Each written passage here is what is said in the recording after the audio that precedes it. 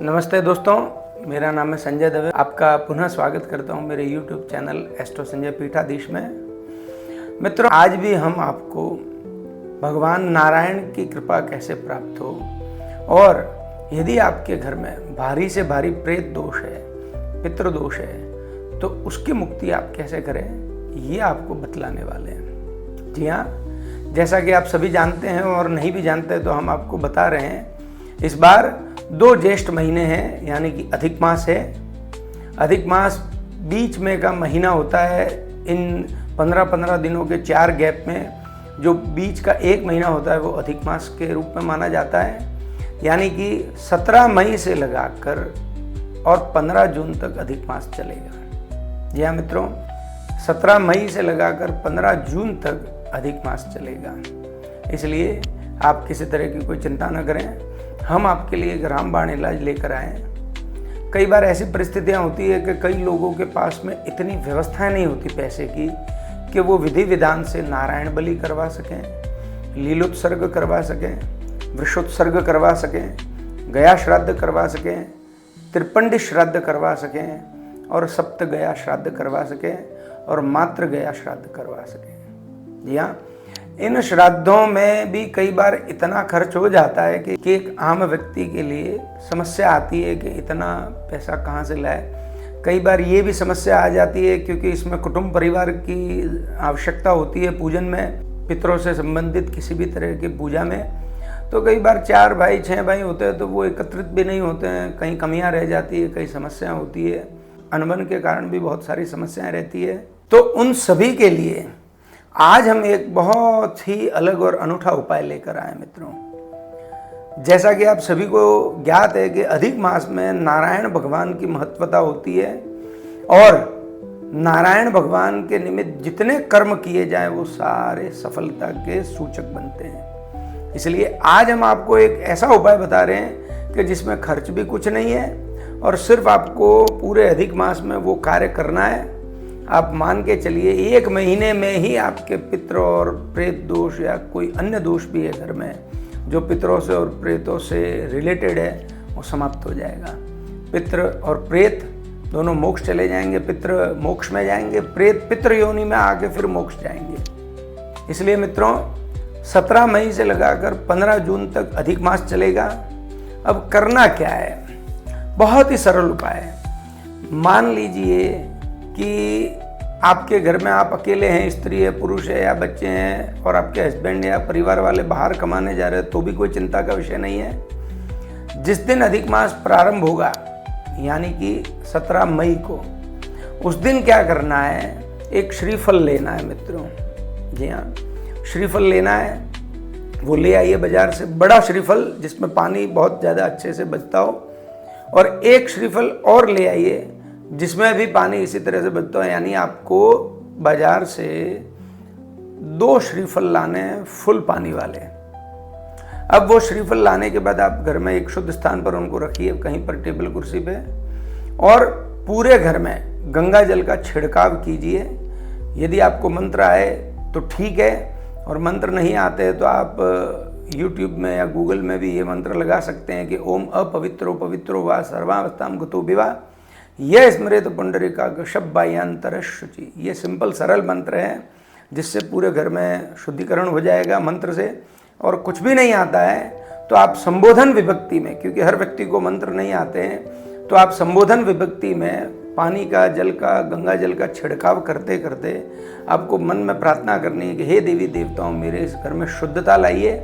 मैं इस पवित्र गंगा जल को पूरे घर में छिड़क रहा हूँ, इसलिए मेरे घर में शुद्धिकरण हो जाए। और विष्णु भगवान से आपको ये प्रार्थना करनी है।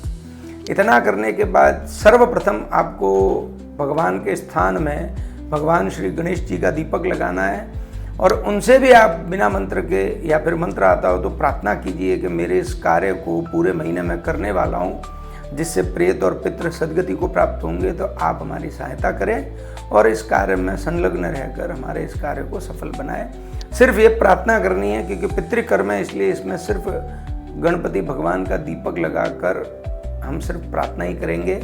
उसके बाद मित्रों, आपको क्या करना है, अपने कुल देवी कुल देवता के दिया कीजिए, जोत करनी है तो जोत कीजिए, और एक चौकी स्थापित कीजिए दक्षिण दिशा में। अब इस बात को आप ध्यान से सुनिएगा, एक चौकी आपको स्थापित करनी है दक्षिण दिशा में। जी हाँ, आपका मुंह दक्षिण में होना चाहिए और पितरों का मुंह उत्तर में होना चाहिए। ये चौकी स्थापित आपको करनी है। उसके ऊपर पीला वस्त्र लगाना है। पीले के नीचे आप सफ़ेद भी लगा सकते हैं, या सफ़ेद लगा सकते हैं, या दोनों लगा सकते हैं, या इन दोनों में से एक, सफ़ेद या पीला। फिर वो नारियल जो है, दोनों नारियल आपको पूरे घर में दोनों हाथों में लेकर और ओम विष्णवे नमः मन में प्रार्थना करते हुए पुनः संबोधन विभक्ति में बोलना है कि कोई प्रेत है तो भी वो इसमें आवाहन हो जाए, यदि कोई पितृ हैं तो भी वो इन श्रीफल में आवाहित हो जाए। आप विराजमान होइए। हम आपको पूरे महीने आपके सदगति के लिए कार्य करेंगे। इसलिए आप एक में प्रेत नारायण आ जाए और एक में पितृ नारायण आ जाए। पूरे घर में वो 1, 2 या 5, 7 बार, जितनी आपकी क्षमता उतनी बार घुमाइए। उस समय आपको कुछ बोलना नहीं है, सिर्फ हृदय में, मन में प्रार्थना करनी, ओम विष्णवे नमः, ओम विष्णवे नमः, और फिर पूरे घर में आपको वो नारियल घुमाना है। और जहाँ पर वो आपने दक्षिण दिशा में चौकी स्थापित की है, वहाँ आकर वो दोनों नारियल उस पर रख दीजिए। उसके बाद आप क्या कीजिए, 2 दिए करने हैं, दोनों ही घी के करने हैं, एक प्रेत नारायण का, दूसरे पितृ नारायण का। और जब आप प्रार्थना करो मित्रों, नारियल घुमाएं, तो मन में बोलिए कि 7 पीढ़ी यानी 7 पीढ़ी के स्त्री, पुरुष, बूढ़े, बच्चे, जवान, कोई भी हो, चाहे वो प्रेत गति में हो, चाहे वो पितृ गति में हो, वो नारियल में प्रवेश हो जाए।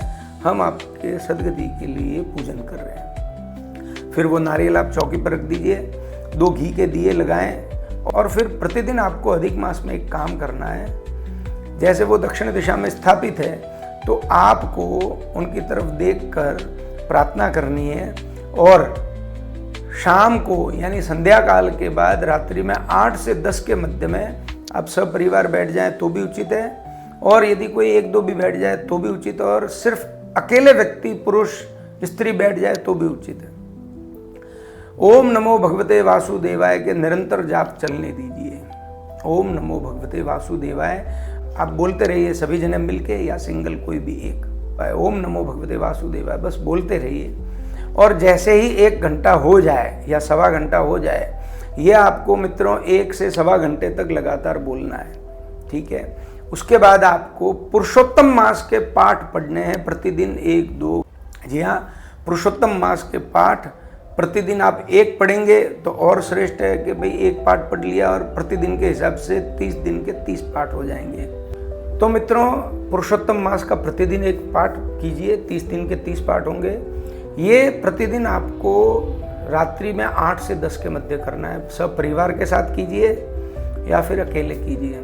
कई बार ऐसी भी परिस्थिति होती है कि 5-7 भाइयों के घर पास में है, तो प्रत्येक घर में ये व्यवस्था कीजिए। प्रत्येक घर में नारियल 2 घुमाने हैं, श्रीफल, पितृ नारायण, प्रेत नारायण का आवाहन करना है, उनको विराजमान करना है, और दक्षिण दिशा में बैठकर ओम नमो भगवते वासुदेवाय के 1-1.25 घंटे तक लगातार जाप या भजन कीर्तन, और उसके बाद आपको पुरुषोत्तम मास का पाठ करना है। ये दोनों ही चीज़ें पितृ और प्रेत सुनेंगे। आप ये मान के चलिए मित्रों, इस अधिक मास में विष्णु नारायण की ऐसी कृपा होगी कि 1 महीने के अंदर अगर ये लगातार परिस्थितियाँ चलती रही तो पितृ और प्रेत उस श्रीफल में बंधन में आ जाएंगे। और फिर जैसे ही ये 1 महीना पूरा हो तो अधिक मास के अंतिम दिन, जिस दिन 1 महीना पूरा होने वाला हो, यानी आप अमावस के दिन, जिस दिन 15 जून होगी, उस दिन आपको वो नारियल हाथ जोड़कर स्थापित किए हुए लेने हैं। परात में या किसी पात्र में लेकर किसी तीर्थ में, किसी नदी में, किसी जल में आप प्रवाहित करें, लेकिन शुद्ध और पूजने योग्य तीर्थ, नदियाँ, जल होना चाहिए। जैसे ही वो उसमें चले जाएंगे, आप मान के चलिए आपके प्रेत और पितरों का मोक्ष हो जाएगा। पितृ मोक्ष में चले जाएंगे, प्रेत पितरों में कन्वर्ट होके फिर मोक्ष जाएंगे, और आपको इस पूरे महीने में आपके पितरों का ऐसा आशीर्वाद मिलेगा जो आपने आपकी कल्पना में कभी सोचा नहीं होगा। आप ये कीजिए मित्रों।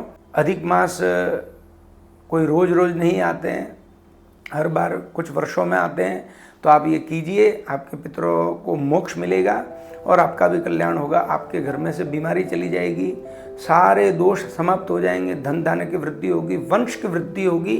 किसी के संतान में वंश की वृद्धि अटकी हुई तो वंश की वृद्धि होगी। आप ये कीजिए, लाभ उठाइए, ऐसा मौका बार बार नहीं मिलेगा। 17 मई से लगाकर 15 जून तक अधिक मास चलेगा। ये श्रीमन नारायण का महीना है, इसलिए आप कीजिए, लाभ उठाइए। और आप हमसे भी यदि कोई संपर्क करना चाहे और किसी तरह का अनुष्ठान करवा जाए तो हमसे संपर्क कर सकते हैं। हमारे नंबर नीचे आपको दिख रहे होंगे। इसी तरह हमारे इस चैनल को लाइक, शेयर, सब्सक्राइब कीजिए। जय श्रीमन नारायण।